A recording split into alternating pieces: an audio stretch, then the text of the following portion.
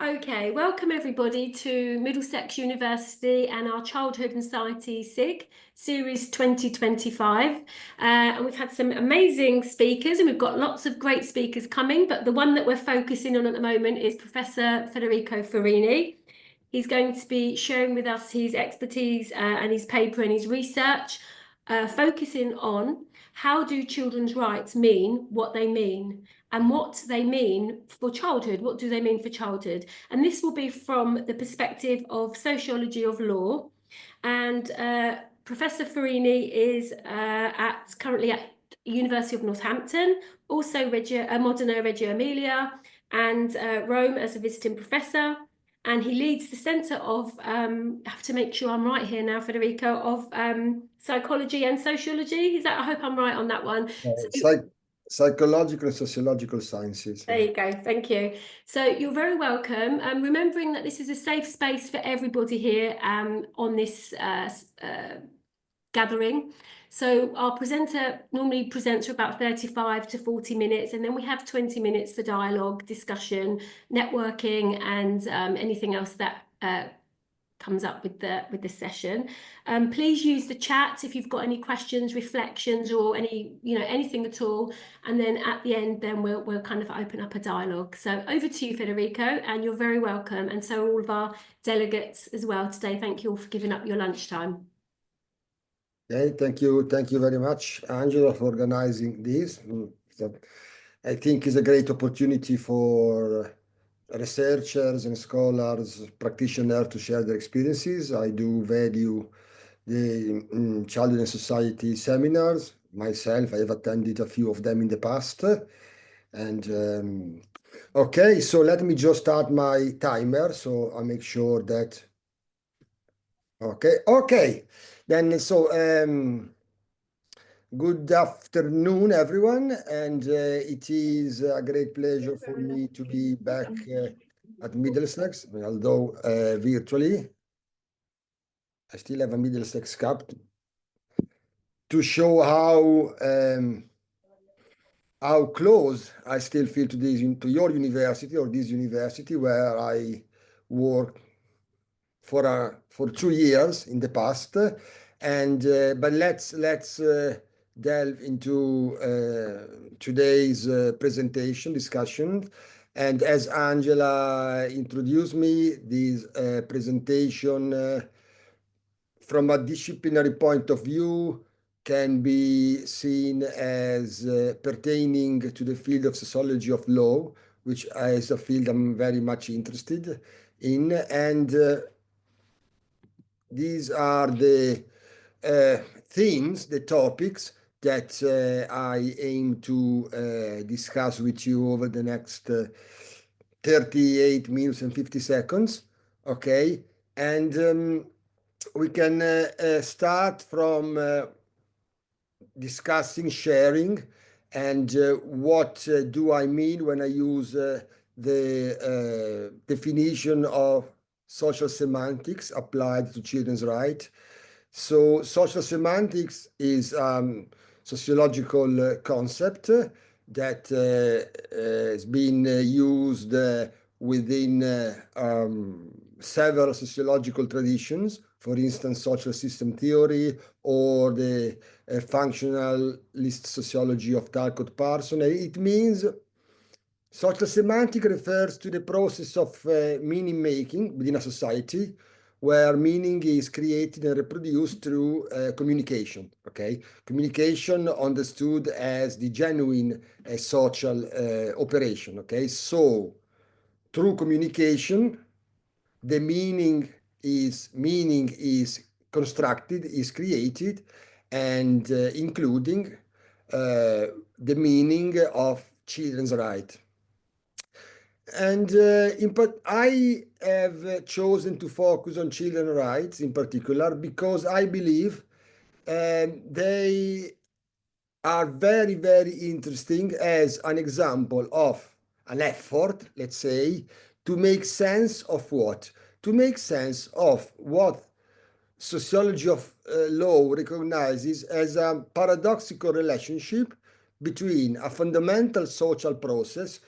Social process means a pattern of interactions, people doing things together in the most brutal sense. A fundamental social process as the generational order. Generational order is a concept very much used within sociology of childhood. It was introduced in the early 1990s by famous influential work from Quartrup or Alanin.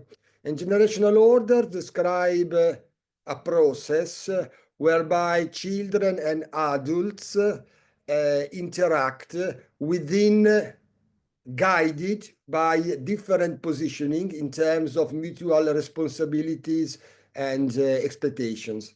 That's a very important social process, the generational order, also known as generationing, so the making of intergenerational relationship. But that social process is in a paradoxical relationship with a social institution. Social institution in the sense of Bergen and Luckman as social reality. Okay, so we have a social process, intergenerational order, and a social institution such as human rights. Okay, in this case, human rights to refer to children as owners of human rights. So we have generational order and human rights of children. Okay, among children's rights, the right of self-determination, the obvious reference Article 12, 13, 14, 15 of the UNCRC, can be utilized as a lens to magnifying that paradoxical coexistence between intergenerational order and human rights, but also to magnify how, that's the title of the presentation, how human rights, in this case the right of self-determination, can maintain their viability notwithstanding their paradoxical foundation. Okay, so how can human rights, how can children's rights, how can the right of self-determination exist, make sense, okay, when it coexists with the intergenerational order, which position adults and children in a sort of hierarchical order, which would be not compatible with an idea of human rights, okay? To the point that we know the UNCRC is very much imprisoned in this sort of conundrum where, okay, children have human rights, the UNCRC is about that, but also children are in a different position compared to adults. And therefore, there is all the discussion around adults' responsibility to make decisions on behalf of children, adults' duty to protect children, which are very important elements, but in a way they are contradictory to human rights, because you would not expect an adult to be recognize human rights, but within the limitation of someone else's control or protection, okay? So this is a very interesting paradox, which I'm going to discuss with you.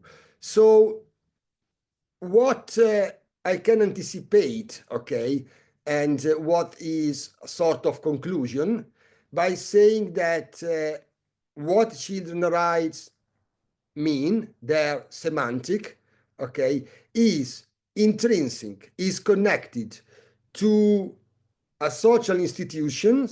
Social institution, as I said, is a social reality that supports communication because it defines mutual expectations. Social institutions such as human value. What is human value? What do I mean by human value? I can ask for some help from a Canadian philosopher called Charles Taylor, who suggests that human value and the organizing principle of society, what holds individuals together, are mutually dependent. For example, Taylor, who is a philosopher who is very much interested in the history of concept, and for example, Taylor, reflecting on society organized by a hierarchical principle, and in particular focusing on the European feudal society, the Middle Ages, okay, recognizes that back then human value was a function related to an individual, each individual proximity, closeness to what? To whom? To the ultimate owner of the land. What a strange concept. Let's discuss it together. In the Middle Ages, in the European Middle Ages, because there are Middle Ages also in other society, of course, the ultimate owner of the land could be the sacred Roman emperor, so the sacred Roman emperor who kind of continued the tradition of the Roman emperor, could be the Pope, or could be one of the very rare kings. Well, actually, there was only one king who was not dependent from the sacred Roman emperor of the Pope. Between us, it was the King of France, which is not France as we imagine it today, was a little portion of what we call France today. So the sacred Roman emperor or the Pope or the King of France, we can say, they were the ultimate owners of land. Let's not make any mistake, of course. Private ownership of the land, it was not unknown in feudal Europe. Okay. However, from a legal point of view, ownership of the land was a sort of concession given by the ultimate owner of the land, the sacred Roman emperor or the Pope. So the closeness, the proximity to the emperor or the Pope was the criterion used to construct a social hierarchy. The closer one individual was to the sacred Roman emperor, a duke, for instance, okay, the higher the human value of that individual. So the proximity to the owner of the land is the criterion that organizes all social relationships. What do I mean by that? Is the criterion that articulates mutual obligations that are institutionalized, which in a sociological sense means that those mutual obligations becomes expectation that orientate the choice of action. So I am dealing with the Duke. Therefore, my position compared to the Duke guides my action, but also guide the understanding of someone else's actions. Social structure, okay? What is the characteristic of human value in a hierarchical society? It is that the more value, the more honor. Honor is the key concept.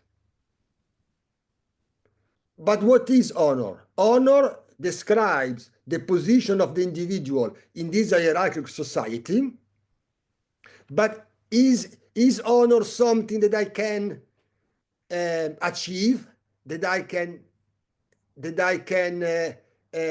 I progress in this sort of hierarchy of human value defined by honor? Not really, because honor is defined by birth, okay? With very rare exceptions. Economic success, any form of personal success, of course, is not alien to European feudal society. Okay. However, that's very interesting, and it's very difficult for us to understand that because we live in a different world. Even the most successful life trajectory does not guarantee high human value, because human value depends on my birth. It used to be called an accident of birth. Okay. I'm offering you an example of a novel that was written towards the end of this society, Don Quixote, very famous. So Don Quixote is an aristocratic, is very poor, and is surely poorer than most merchants in any provincial town. However, Don Quixote is a don, so he's a knight, he's a nobleman, he's a man of virtue. And although he's poor, his value is much higher than the value of the richest merchant, because the richest merchant is not a man of honor. Let's keep in mind this distinction, which becomes very, very important. I'm trying to, okay, that situations, human value defined by honor, where honor is the closeness to the ultimate power, okay, I'm following Taylor here, changes in the with the transition from feudal societies to society based on trade, our ancestor in a socio-cultural sense. Particularly, Taylor discusses how in the 11th century, starting from Southern European society or the Flanders, Belgium, there is a change in the structural principle of society, which is coupled with a change in the semantic, in the meaning of human value.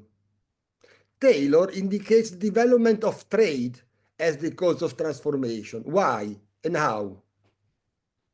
With international trade, human value is not defined anymore by degrees of honor, but it is defined by something different, by success. It's very close to our society. Okay, so success in what? Success in making decisions in situations of uncertainty, of risk, that are related to trade, and in particular to international trade. So decision making becomes what defines the value of an individual, not birth. Okay? Therefore, the value of an individual, as it depends on choice, it depends on, well, it is related to what? To individual responsibility. Okay? But this cannot work in a society where the human value is defined by honor. Why? Because honor, as a social institutions, as I said, as something that defines the position of individual in a very rigid way, and by defining the position of individuals, it guides action and reaction to action, what we can do, what we're expected to do. Okay, so honor limits what? First and foremost, it limits social rank, limits the availability of choices. But if it limits the availability of choices, that clashes against the idea of value depending on personal success. Because the availability of choices, which is essential in a trade society, is limited by the concept of honor. Because honor does not depend on my success. It depends on birth. Okay, so what was essential was to invent, to create a new criteria to underpin human value. And that criteria was surely invented, and it is called by Taylor, and therefore by myself today, as dignity. What's the difference between honor and dignity? The difference is that while honor is unequally distributed according to the accident of birth, dignity is taken to be the possession, what is owned to each and every person, regardless of the condition of birth.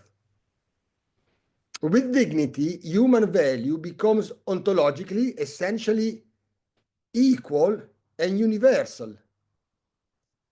Okay?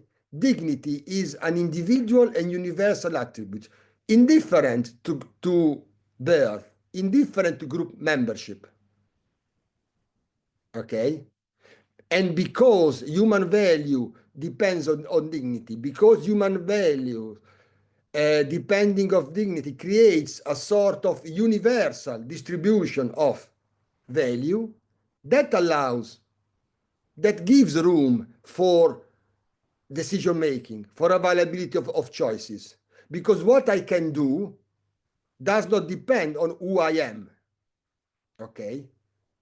Because who I am is the same as everyone else. Because dignity, the dignity of the human being, is universal. That's very interesting, by the way, for us working in very hierarchical organizations such as university, where the position that we hold within the organization, for some at least, defines what we can or what we cannot do. Interesting.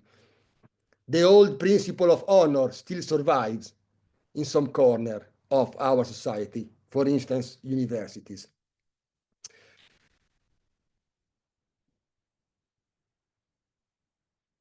Okay, we have a situation here where we have a universalistic principle of human value, dignity, that in a way takes over the hierarchical principle of honor. However, notwithstanding this evolution does not mean from worse to better, means change in sociological terms. The work of Eisenstadt is very interesting with regard to that. And notwithstanding this evolution, the need of differentiated grades of human value doesn't really disappear. There is an enduring need of putting individuals in some sort of hierarchy. But that cannot be done using honor because it's been superseded by dignity. But dignity, which is universal, does not allow to create a hierarchy of human value. How to manage this challenge? Okay, how the challenge was managed was to keep dignity universal. We are all equal, and that gives room for us to make decisions, to make choices, to keep dignity, but to couple dignity with a secondary concept. A secondary concept that, combined with dignity, allows to transform the egalitarian, universalistic concept of dignity into something that still leaves room to create a hierarchy of human value. And that additional concept is the concept of levels of development. We are all the same dignity. We are all the same. But we are not all the same because each individual is positioned according to a different level of development. Can we see how we are getting very close to the topic of childhood? We can see levels of development. Okay, the child is as developed as an adult or less developed than an adult. The value of the child is the same value of an adult, and this is why we have the UNCRC, human rights applied to childhood. The value is the same, but at the same time it's not the same because we have different levels of development. Okay, so we have a sort of double semantics of human value, where a universal principle is coupled and, in a sense, transformed with a principle, levels of development, that allows to create a hierarchy of individuals. Okay, there are examples. I'm happy to share one or two examples that are very close to our or your discipline working with children. For instance, we can think of Freud's theory of taboo, Totem und Tabu, published in 1913. Freud linked primitive societies, the societies that invented the concept of taboo, to a condition of low development, which he explicitly, not only metaphorically, but also methodologically, links to childhood. The so-called primitive societies are societies in their childhood. as the society that he explores with regard to the invention of taboos. We have another example, even closer to us probably, which is the example of Piaget. Piaget, for instance, the construction of reality in the child, 1954, sees young children as less developed than older children and adults, and he sees children as less developed, in particular with regard to their inability to separate themselves from the world. Okay? The inability of separating themselves from the world is an indicator of a lower level of development. And that lower level of development, as much as the lower level of development of some society in a way legitimizes colonialism, for instance, colonialism is also a way to develop the society as it was justified. The same applies to the individual child. The need for the individual child to be developed allows what? Allows, of course, to synthesize adults' control and hierarchical control of the child. Okay? And this is where the traditional ontology of education for the child to develop the child, finds its justification. But we can already see what is the paradox that emerges. If we think of children's rights as human rights, how can human rights coexist with form of social hierarchy? Because human rights, let's forget children and approach them in the broader sense, they cannot coexist with any form of social hierarchy. There cannot be an individual who is superior, okay, who is superior to others, because that makes human rights meaningless, okay? And that makes children's rights meaningless. However, as all sociologists would agree, a paradox is something that kind of paralyzes logic, but in the reality of social processes is solved by simply choosing one of the two extremes of the paradox and then going with it.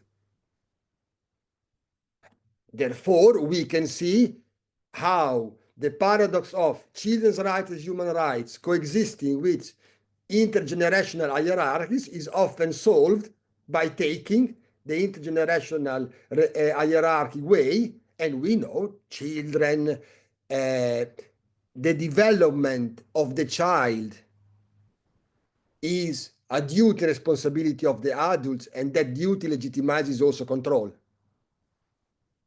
We can think of Article 3 of the UNCRC, okay, the concept of the adult's responsibility. We can also see the same Article 12, where children's self-determination is conditional on the maturity, development, we're always there, that a child demonstrates. Because that paradox between universal human rights must be universal, otherwise they would not be human rights. And on the other hand, intergenerational hierarchy, it is solved at the level of practice by choosing, by giving priority to the intergenerational hierarchy. Okay? But that creates another problem. Okay, let's say that we take the intergenerational hierarchic way. We solve a paradox in the sense that we forget about the paradox and we are able to keep doing things. But at the same time, the paradox remains and makes social processes very unstable. And we can think of all the now traditional criticism about the limitations of the UNCRC, and in particular about the limitation of the rights of self-determination, which is subjected to an assessment of the child's level of development. But this is not the only instance where this paradox between universal human rights and hierarchical positioning of individuals applies.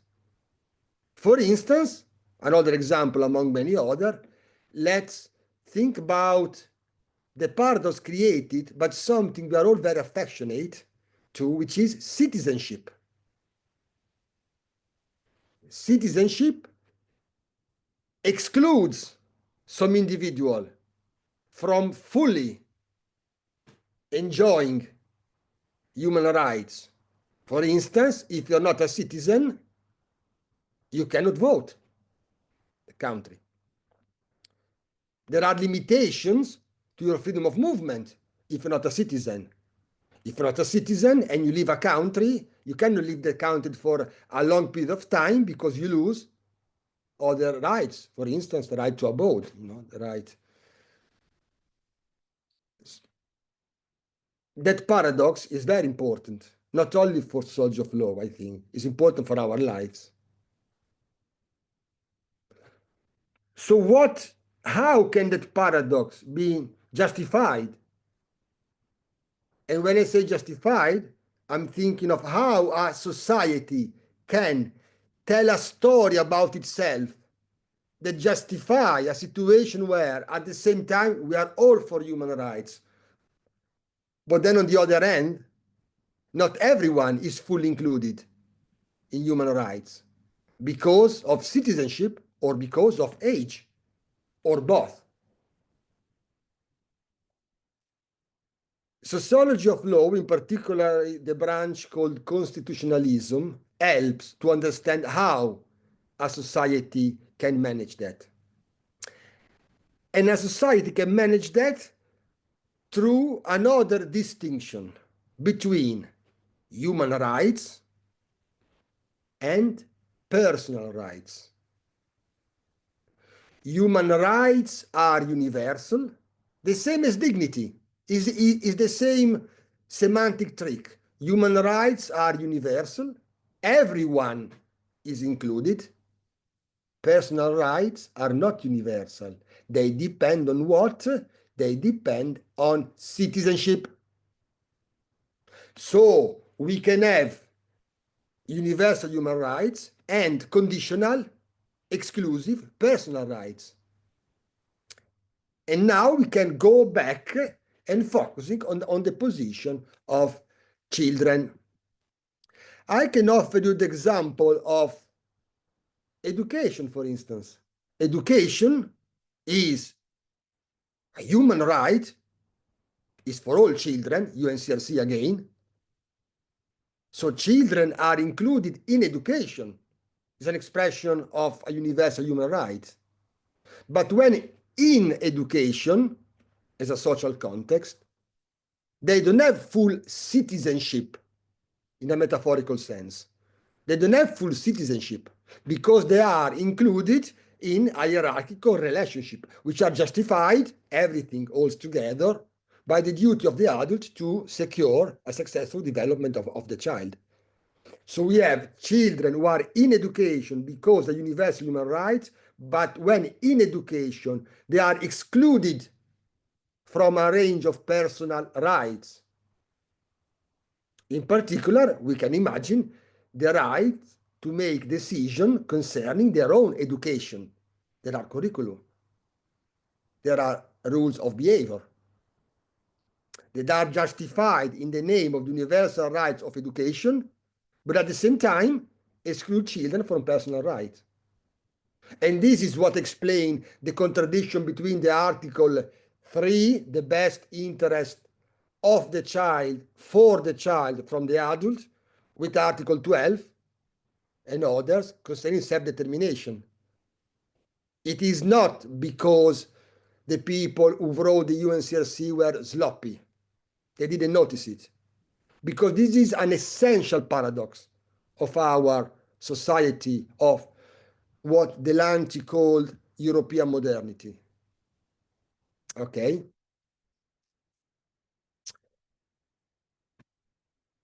It is now time, towards the end of the presentation, to spend just a few minutes to utilize children's right of self-determination, as I promised at the very beginning, as a lens to magnify the semantic of childhood, the meaning of childhood, okay, with regard to the three fundamental dimensions of, I'm repeating myself, social semantics. Social semantics, by the way, we can use as a synonym, a very commonly used and maybe friendlier word as culture.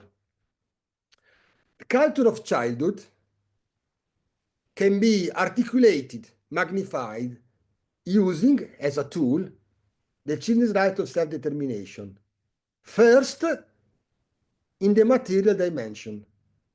In the material dimension, children's rights concerns social reality, okay? Children's rights are human rights, okay? Based on dignity, okay? But dignity that generates includes universal human rights is coupled with non-inclusive, conditional, personal rights.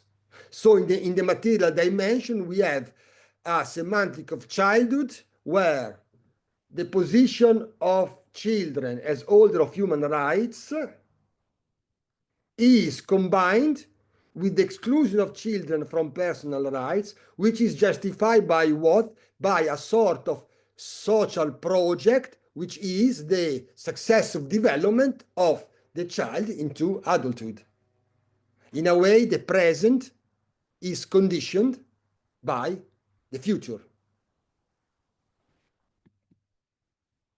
And that explains the temporal dimensions, okay? Where, again, what is the future adult that we want to develop, in a way, takes priority against the child in the present. Therefore, the exclusion of the child in the present from personal rights is justified by the future adult that we want to develop. Okay? And finally, we can move to the social dimension. Social dimension concerns the relationship.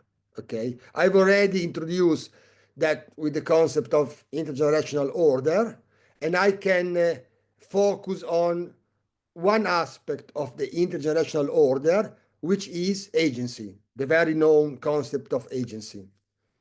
What characterizes the semantic of childhood in the social dimension is the so-called paradox of agency. Another paradox. What kind of paradox? Children agency, we can think about children agency in education, depends on what? Depends on adults' actions that promote children agency. But children agency would be the opposite. Something does not need anyone else's action, support, approval.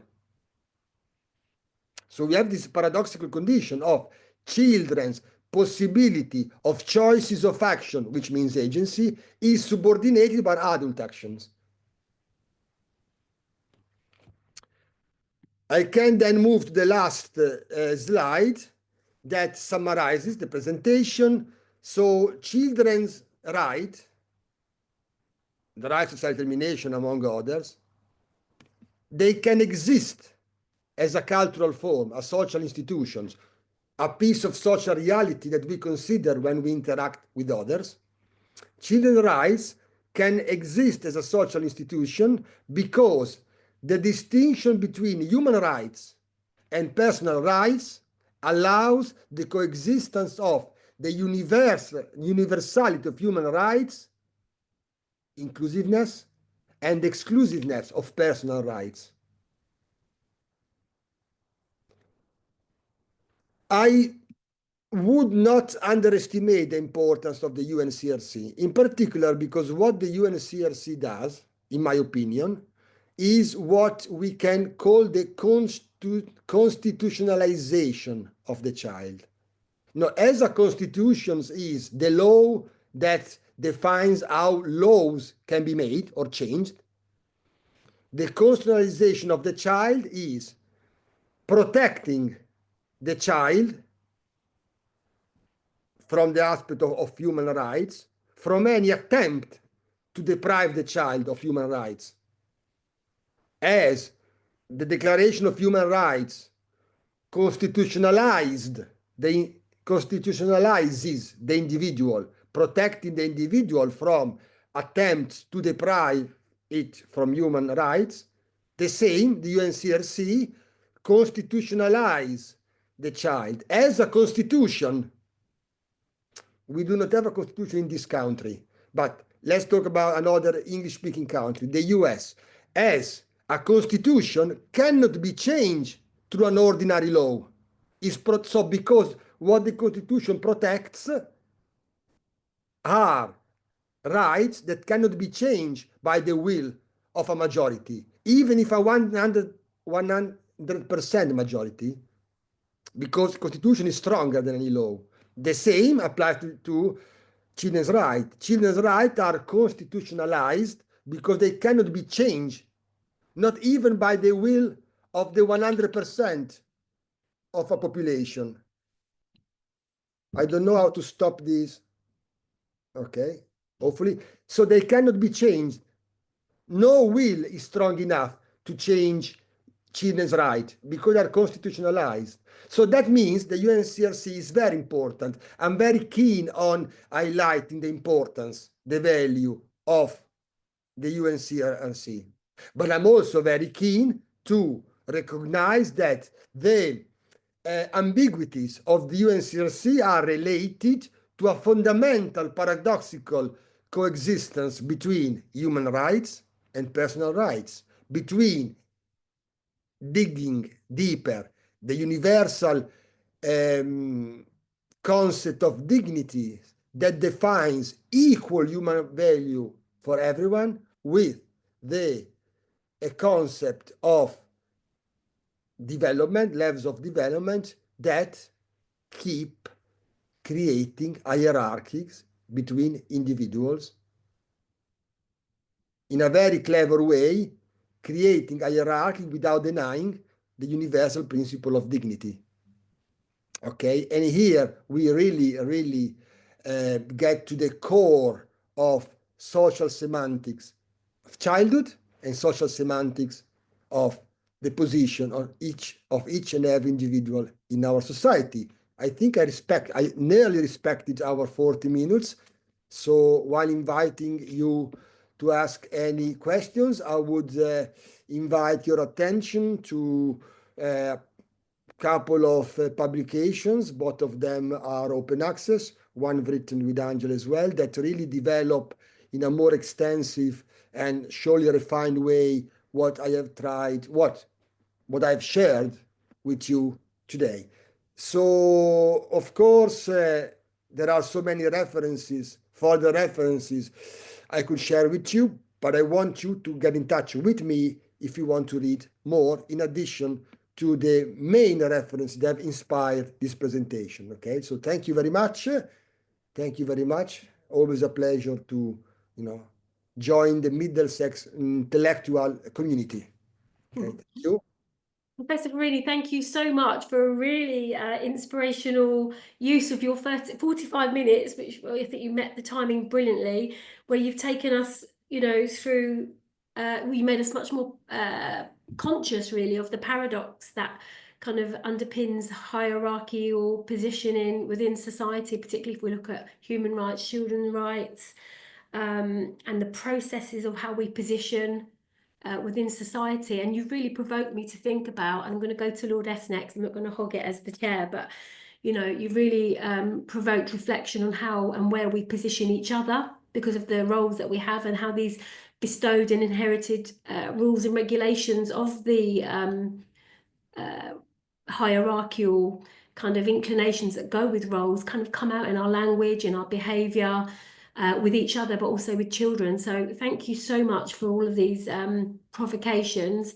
And I'm going to open it to the floor now because I think we've covered, you know, we've gone from generational order to power to generation into citizenship, you know, and one of the areas that really interests me is dignity and how we engage in each other's dignity, support and respect or not. So that was really provocative. Thank you.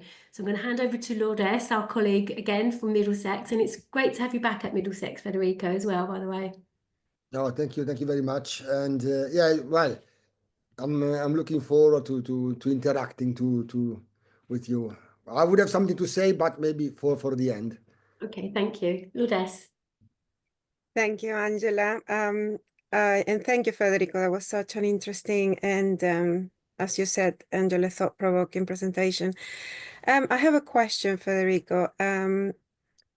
During last semester, both Angela and I, we were doing a module, leading a module about research. And it was mainly focused on early years research. When we were asking our students to, fill in the form that you have to go through the panel, take us through the panel so they can approve the student and allow them to take to conduct the research, including children. Thinking about this made me think about that paradox because we request the permission from the parents and all the adults that are involved in the children's lives. So although we are trying to take care of their dignity and taking into consideration the UNCRC, where is that fine line? What would you recommend to the students to take into consideration to make sure that not only the citizenship is taking into consideration, but also the agency of the child, but that constitutionality that you're talking about is not taken for granted. Okay, so this is a good opportunity to apply and some theoretical reflection, but we know very well there is nothing as practical as a good theory, that Carl Levin used to say. I guess, well, my understanding of your question is you're talking about ethics, okay? So on the one hand, the approval of guardians is essential, but on the other hand, where is the approval, children's approval? Of course, there is the possibility to find a way to communicate with even very young children in order to obtain their approval. Therefore, in this case, to act coherently with the principle of dignity. There are ways, for instance, rather than asking explicit approval, is to monitor what happens during research and being very focused on any signs that can indicate a child's or children willingness to withdraw. Okay, but that doesn't solve the paradox. And this is a paradox that cannot be solved because on the one hand, we have universal dignity underpinning human rights and children's rights as a branch in a way of human rights that is applied, talking about practice now, your module, is applied, for instance, by making sure that we ask children for their permission, okay? But on the other hand, there is that levels of development that replaces honor, making hierarchy compatible with universal dignity, which applies into we still have to ask for parents. One can say you have to ask parents because it's a legal requirement, of course, but as a sociologist, I am researching what underpins that legal requirement. And what underpins that legal requirement is the semantic, the culture of levels of development. How can you, is there a way for you to avoid that paradox in practice? I do not think there is a way, because this paradox is essential, intrinsic to European modernity. Because if you find a way to manage this paradox, then you find a way to manage the same paradox on a different level, which I've mentioned is the one of citizenship. So, is there a way to get rid of the paradoxical relationship between human rights and personal rights, where personal rights allows to exclude some individual from fully, I don't know the word, enjoying, let's say, to fully participate in society. For instance, the right to vote, which is conditional on citizenship. Is there a way? If you find a way with your students, you would have achieved something amazing, because that solution could be applied at different levels, including the paradox of citizenship. Okay? It's a challenge for us, for you, or us, and I trust you have the means to solve, the possibility to solve that challenge. But as things stand, is an essential fundamental paradox, okay? Because, and then, I don't want to take all of your time, because yes, there is a solution. And I move from children, from your module, to a more general observation. Of course, there is a way to solve the paradox. You get rid of one of the two sides, universal human rights, citizenship. I get rid of citizenship. Therefore, everyone can fully participate in society regardless of their citizenship status. An example, an immigrant can vote for general election. Do we want to do that? It is possible. Some people, there are social movements that advocate such a solution. Let's see what happens. But to solve the paradox, that I go back to your question specifically, would you get rid of parents' approval? You can. You also go with children's approval. That fully respects human dignity and gets rid of the paradox of conditional access to personal rights. Or you only go with parents' approval, okay? And then you get rid of the universality of human rights. There is no other solution, because if you do both, you are still bringing the conditional access to personal rights connected to level of development, which is epitomized by parents' approval. So it's a great question, because that allowed me to apply this paradox to what Bourdieu used to call the reality of social positions of individuals. Okay, so thank you very much. Thank you, Federico.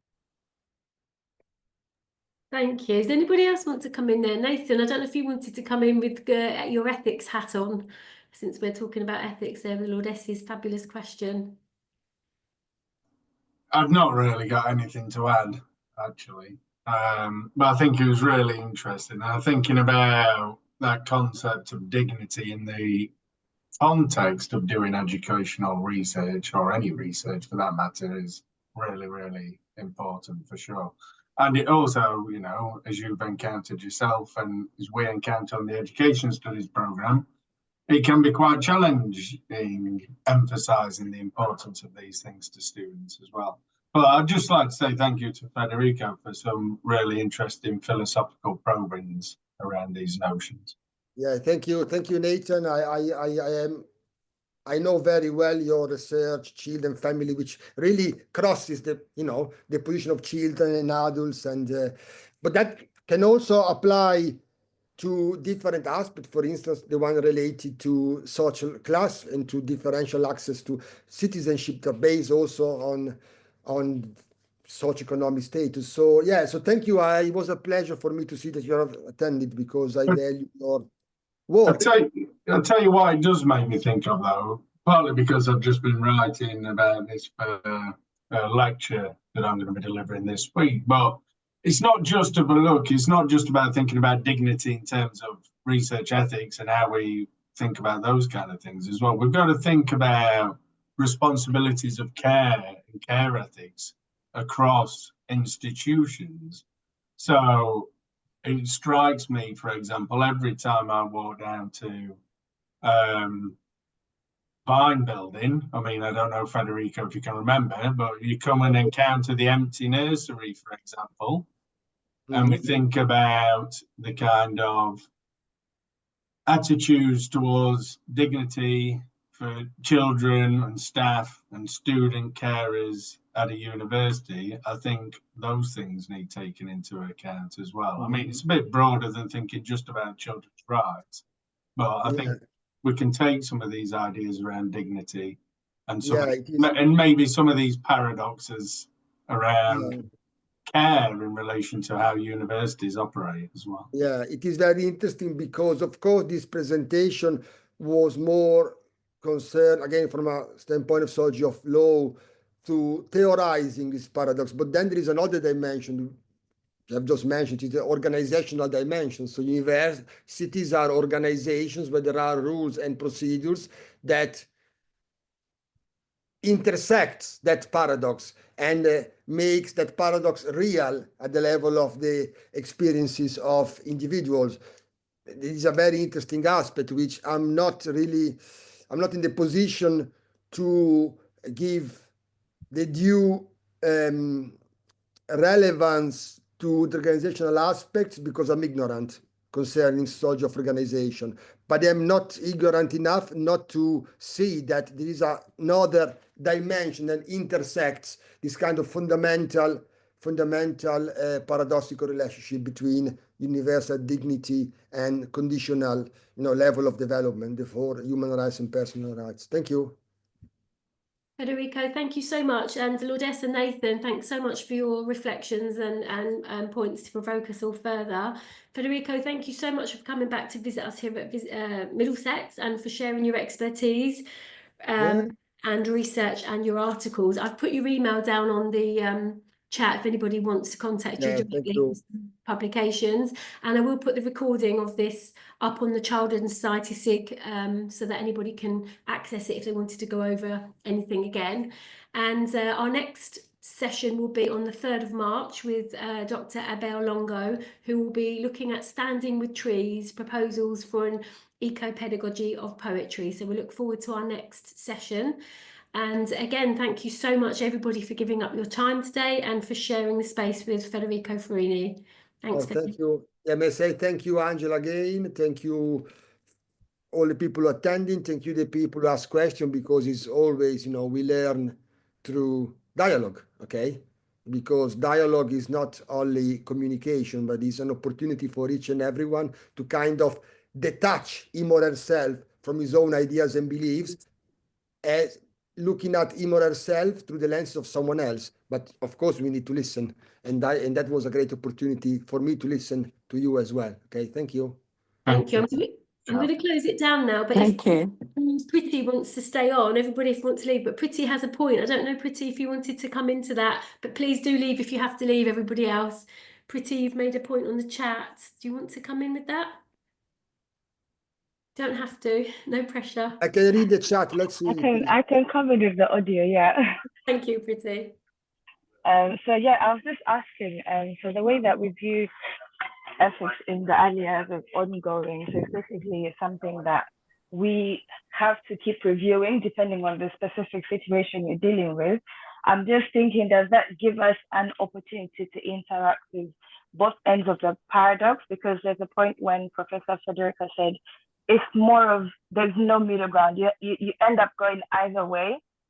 And I was just thinking, because ethics in the early years is so complex, does that give us an opportunity to think, as I'm dealing with a specific situation, I might lean towards the human rights, or I might lean towards the child's position and give self. That was my question. Yeah, I think that's what the presentation was about, really, to allow us to reflect, and myself as I was sharing.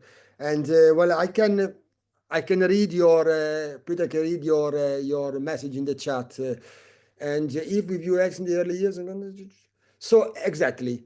You're right. The opportunity to interact with both ends of the paradox for the best interest of the child, which is a very interesting comment, but the best interest of the child is already one of the ends of the paradox.